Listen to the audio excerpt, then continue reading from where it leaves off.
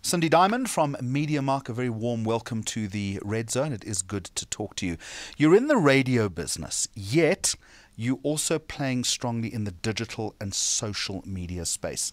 It's important to understand for radio stations to be there. To what extent has that changed the relationship with listeners?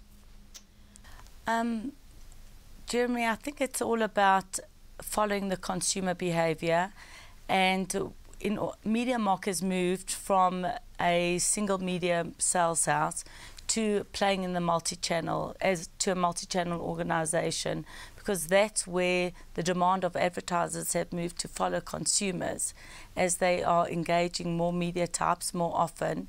So advertisers are changing the way they buy inventory and how they buy audiences, and no longer are they choosing a single media type to reach a certain audience group, but looking for a better return through multiple touch points. And radio has the ability to transform itself from a single media type.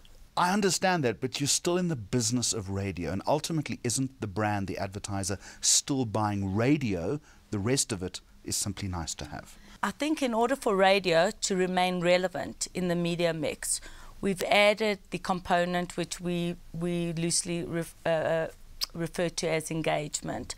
So reach and frequency in days gone by, in the generic spot ensured that the advertiser got its desired reach and frequency, but the component of engagement has now ensured that radio can take an advertiser's message and just from the airways and enable the advertisers to start engaging with consumers more actively on the ground.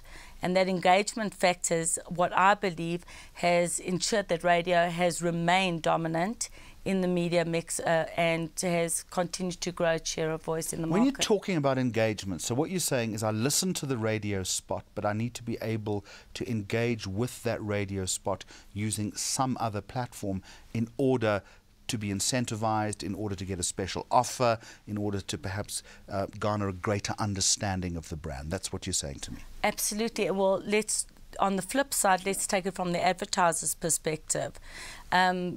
Historically, they would use the radio spot to communicate a message, understanding that it was a transactional relationship between the radio station and its audience.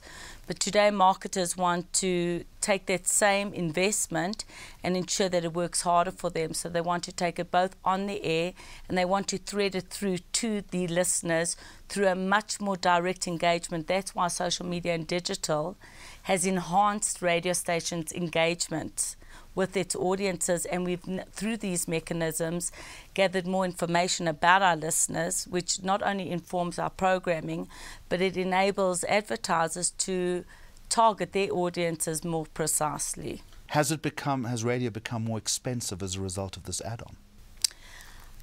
I think that radio remains a premium buy. There are radio stations that have lower yielding inventory, and which is put into the market at certain periods of the year. But generally, radio is still a cost-effective buy in that it offers you much more than it did historically, which is just the 30-second generic spot. You're able to take your radio campaign now on air, onto online, onto Mobi, and on the ground through events or activations. It's become quite confusing, Cindy, hasn't it? Or has it become simpler? It's become, the consumer has become complex, yeah. And we follow marketers' buying patterns and they follow consumer buying patterns. So as the consumer learns to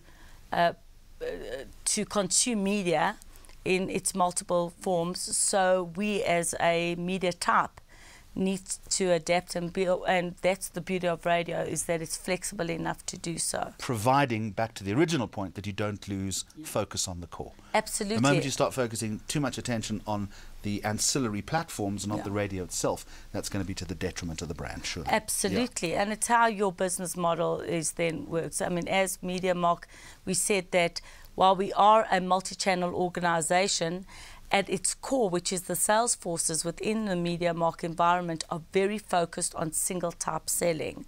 So marketers today still look to radio for certain objectives and look online for certain objectives.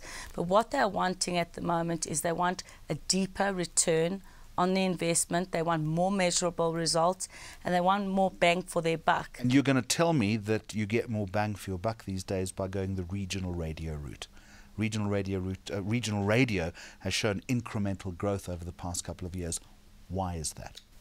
Great question. In my opinion, the success of regional radio is its ability to develop niche markets through its mass pool. So not only are advertisers using radio for its reach that it provides, but it also enables us to segment regional audiences into very targeted audiences and ensuring that marketers are getting more measurable results. So we're playing both in the niche and in the mass space, which I believe is a unique strength to regional radio. Cindy Diamond from Mediamark, thank you very much. Thank you.